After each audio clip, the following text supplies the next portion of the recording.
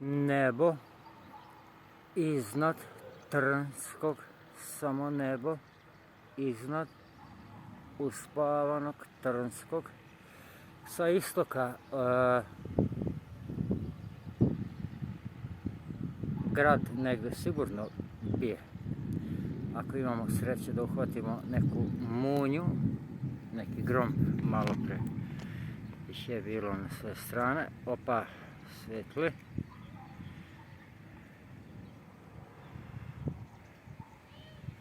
Ne slutina dobro.